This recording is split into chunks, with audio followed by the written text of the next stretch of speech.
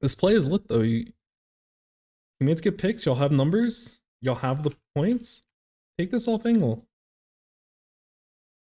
There's 2 people left. Do you think when there's 2 lambs pushing this ramp, do you think that I mean, we can clearly see their walls over here, but do you think that the 96 is going to be sitting here waiting for a little old you? They're going to throw down the splash wall and then, you know, get the fight? Like, even if they did that, that's great because your teammates are in for free. They just have to fight a Flingza. But you have to know when to take these off angles. I think you understand the rationale of like good matchups and bad matchups when it's like whatever you're playing, like the relative matchup. But you have to understand that you have to be opportunistic. And you can't always assume that, oh, there's a 96. So if they're alive, they're always looking for me when I'm like trying to cross here. They're almost never looking for you in these spots. Especially when there's something else that is shiny and shinier that they want to be looking at. Because if you're this 96, I'm never looking at this play. This play is super lit. Taking top mid is huge. But you need to take this off angle to alleviate this. Plus, instead of taking a fight head on with the rest of your teammates where you're going to get bombs thrown, well, they don't have bombs, but you know, getting a bunch of paint thrown at you, a wall thrown at you, like you're giving yourself a really hard shot versus being over here. And like you can play back here and play it safe, but they're going to, you know, these people are moving left and right to dodge these people because this is the biggest concern. And if they're dodging left and right from that angle, if you're sitting over here, they're literally just sitting in a straight line. It's just an easy pick. I trust that you can shoot someone in a straight line. Oh, you played I think Drifting Tide is their name. And then that one person that does trick shots. This is like quite the lobby, I have to say. In terms of overall pain, you're definitely gonna lose out on that, and you have to deal with missiles, which is kind of sad. But I don't know. You'll have a lot of really good mid-range options. So walls are gonna be a pain. Missiles are gonna be especially a pain. But I think if you can take fights outside of it, I think you're actually kind of chilling.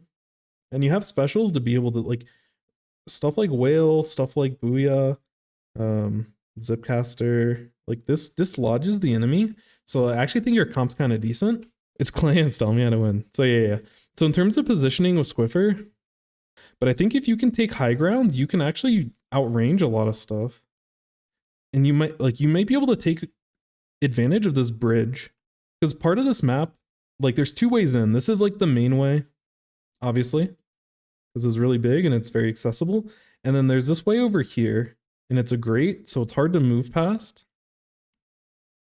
But I think with your range as a Squiffer, I think you can actually look to cross. A lot of mid-range weapons, like a Squeezer, for example, that has like a wall, like they can dominate this bridge and take a lot of control. Certain weapons like Tetra is also really good at it because they can kind of roll across. 96 would eliminate you. That's fair, but it's also like time and place. Like if you know 96 is like right here in your top mid, yeah, you're not going to go for that fight directly, but there's going to be plenty of opportunities for you to be able to like take those potential engagements. So let's say that like we're attacking this side. Getting access to this part of their choke is actually like pretty easy to do, and it's usually what you need to do first when you're coming from mid.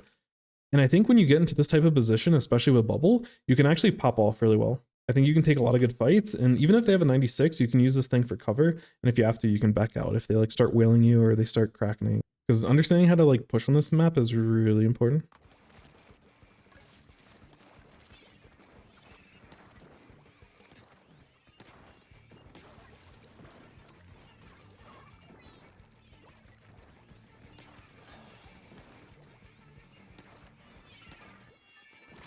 That's unfortunate. I think you probably should look for a different position at the beginning of this match.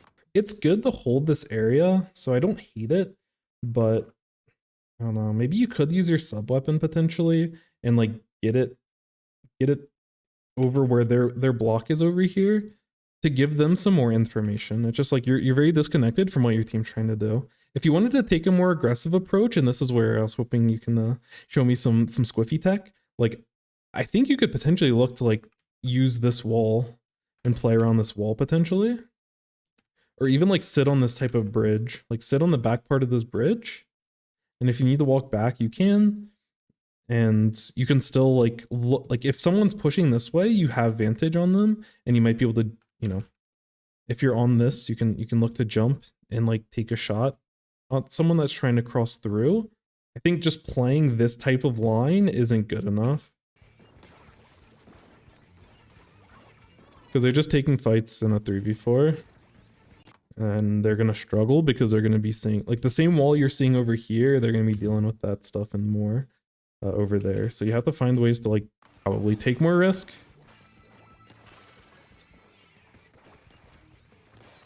This is better though. You're able to get the vantage point because like you sitting in the spot is just like, I'm confident in your ability for defending, but if you sit here all game, your teammates, you're like, they're playing a person down when it comes to pushing, and you're basically hoping that the enemy team just feeds 4 people into you, so then you can like push up for a free push. And you want to be a little bit more proactive with like how you go about doing that.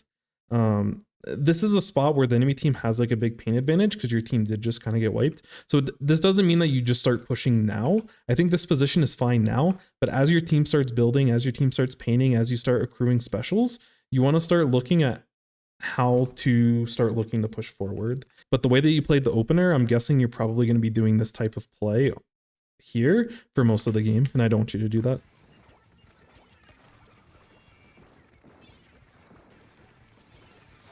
Like I like the use of that to get recon.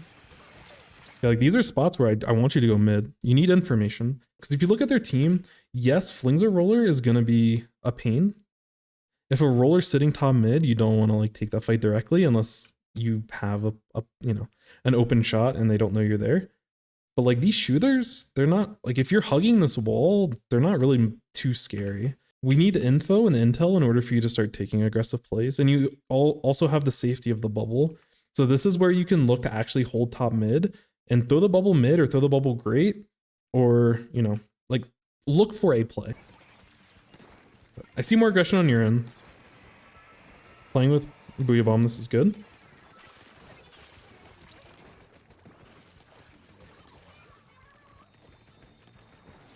Yeah.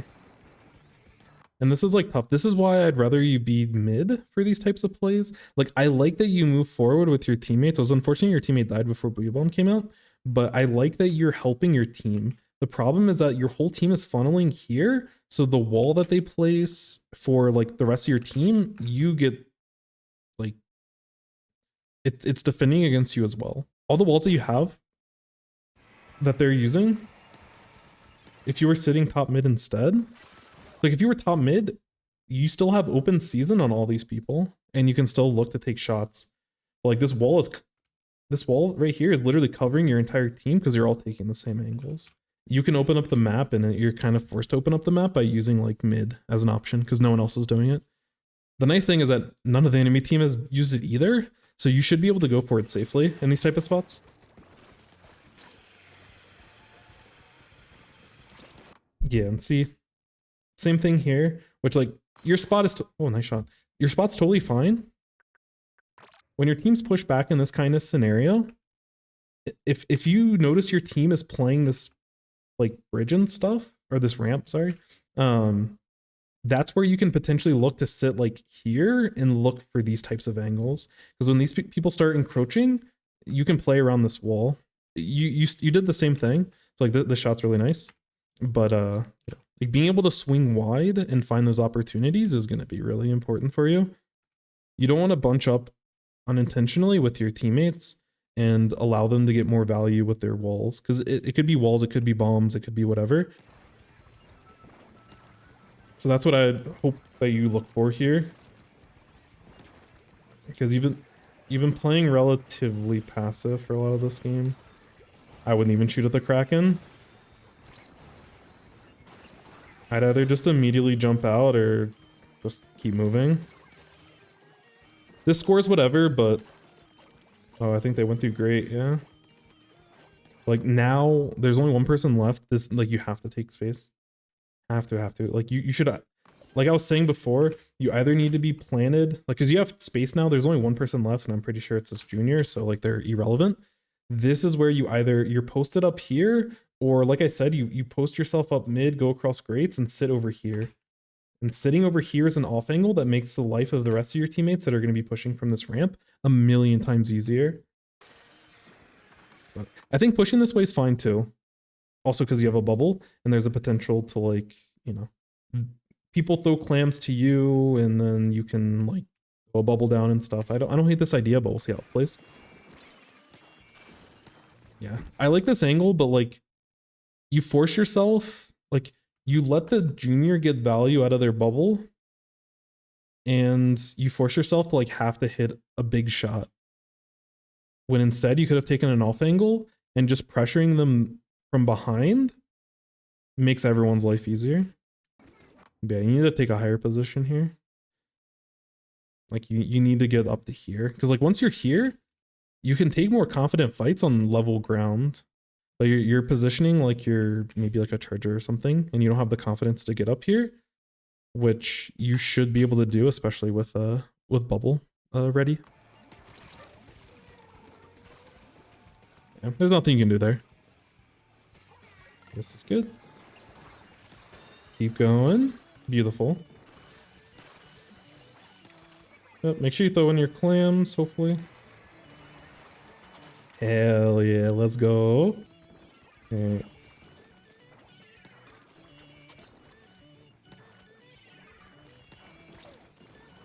Okay, this is a random solo queue thing, but this is the awareness part of it. Your role in these spots, like the Squiffer shouldn't have to worry about clams and basket, but the way that this whole play is playing out, there's something in your head that should be saying like, okay, so good. So like you'll have numbers, you'll have really big numbers, your teammates booyahing, and you're keeping the basket open. So like the awareness to keep the basket open is good. But in terms of this being a continuation play, you have Brush ready to spawn kill. And you have other teammates fighting. So this person's in special, so this person's not going to score clams. And then the last person's pushing forward. So when you see this person pushing forward here, there needs to be alarm bells in your head that's saying, I need to keep this basket open. My teammates are actually slaying right now, and even though I'm a Squiffer and I shouldn't have to deal with this and someone else should be getting claims for me, this is the role that's needed of me now. And when we're playing on this map, common pod areas where clams will spawn that are like easy to get to, for whatever reason there's a pod right here on this ramp, which is super convenient. Clams can spawn on top of their snipe, which I think they end up doing. You see it in your peripherals, and I would have preferred you to like find that. Usually there'll be some down here, and then yeah, there's the pods here, and then there's some here. Some of these are farther back, so like these are the three main ones that you want to kind of get value out of. Everything you're going for here is irrelevant because you're not going to keep the basket open. And I think you had enough time to like understand that you should have kept this push going, because your team should have your team should end up with a lead of like 20 or more. And if your teammates somehow keep just slaying by themselves while you're doing objective work, then you just KO. That's the difference between your team barely having a lead and you losing with a single push versus like your team's in a very comfortable lead, and it's okay if the enemy team scores as long as you have good defense afterwards. Like you end up safe at the end of it, but I don't know. I'd rather you move like farther, or like get up top of snipe. Like you end up at snipe, but like get there like a second faster. So like they have to like climb up, and then you can continue moving. Either way, your awareness to kill the person that jumped in and scored is like dope. So good stuff, good stuff. So yeah, what I was talking about here, Hikami, you have to be rational about certain scenarios. And I understand they have 5 clams currently. And if they score those 5 clams, your team is now losing and there's a minute left. In the scenario where your forge has gone down and they have a bubble down and you're just a squiffer at this point, you kind of have to accept the fact that they're going to take lead here. And it's not important for you to try to go for this like hero type play where like this person might like step out of, even though they don't have to get out of this bubble, like you're looking for like this hero snipe to go for when you just need to play solid. So either you can get up on top of snipe and just play safe. You can maybe get picks on people that are coming through to, you know, behind the bubble. You can also just hold this solid. Make sure that no one, like, you just sit here, they score clams, and if anyone tries to push past and allow them, like they're going for a continuation push, you can get those types of plays, because that at that point, those fights are good for you because they're away from the bubble. They probably don't have a wall because they're running forward, so they can't like run forward and throw the wall. So there's a good shot for you to like get picks there. And then once your teammates, you know, once your forge that comes back in, once this person's in play, then you all can start looking to actually take more direct fights. But you don't want to take these fights by yourself, because if you go down, you're trusting your goofy goober teammates to like win the game and make the stop. So you need to play solid, and solid means you have to give up lead and you have to be comfortable giving up lead because you're a good player. And when they like start feeding to get extra clams in, you wipe them or get 3 down, and you take mid control or you take over here, and your team pushes, and you just need a small push. You need a score and a couple clams, which you get a free claim here. So like it's very likely that you can, if you stay in control here, you only need a tiny push to take lead. But now your teammates are forced to play desperate because you went for the hero play and you got splatted. Now the enemy has full control of this area, they have full control of this area, and you're asking for hero plays out of your teammates.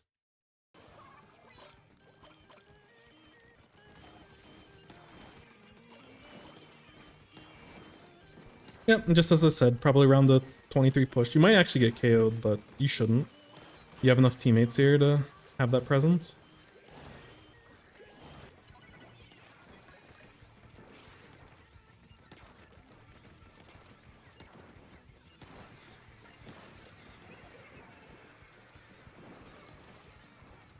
Two down. Top mid, this is perfect. Are you gonna cross? Play with teammates? Ah, why'd you go Ray?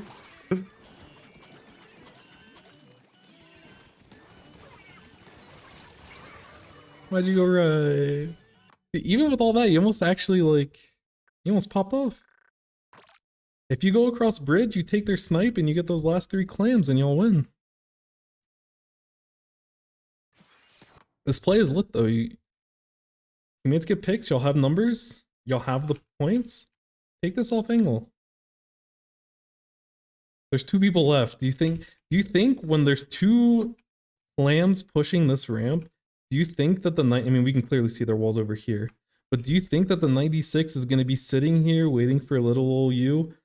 They're going to throw down this splash wall and then you don't get the fight? Like, even if they did that, that's great because your teammates are in for free. They just have to fight a Flingza. But you have to know when to take these off angles. I think you understand the rationale of like good matchups and bad matchups when it's like whatever you're playing, like the relative matchup. But you have to understand that you have to be opportunistic. And you can't always assume that, oh, there's a 96. So if they're alive, they're always looking for me when I'm like trying to cross here. They're almost never looking for you in these spots. Especially when there's something else that is shiny and shinier that they want to be looking at. Because if you're this 96, I'm never looking at this play. This play is super lit. Taking top mid is huge. But you need to take this off angle to alleviate this.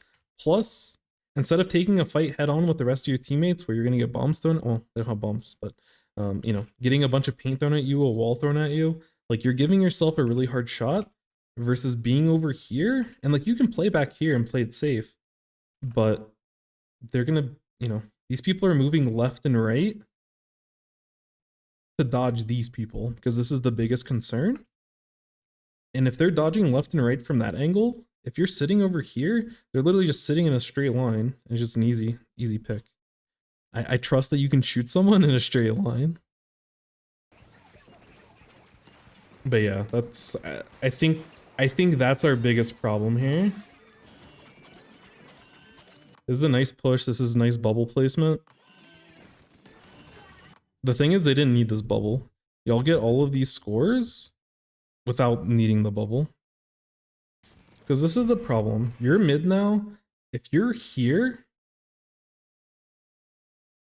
so by the time that this roller's here, and you're here, so A, you can stop them and you have an easy fight because you got into this spot faster.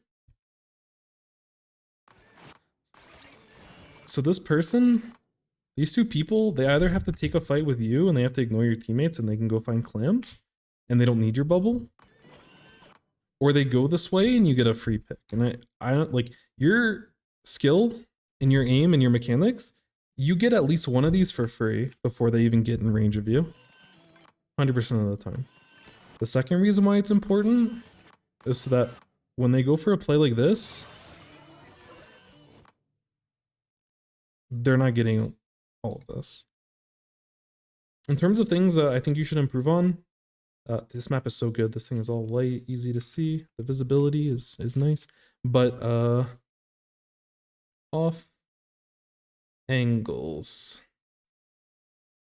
You don't have to worry about this because if you play leader, like you sit in like 2 spots every game. You sit on your sniper spot, and then when your team moves forward, you can sit in mid, and that basically works for every single like map. Like Museum works this way. Scorch basically is this way. Like there's only 2 positions that you take. If you can get to this, if you can get to position 2, you can, like you do, but otherwise you're sitting in position 1. But if you're playing a more aggressive weapon, you need to understand how to take off angles. Like if you know your teammates are going to be taking pushes on the main, you need to find other ways to help them and figure out whatever weapon it is that you play.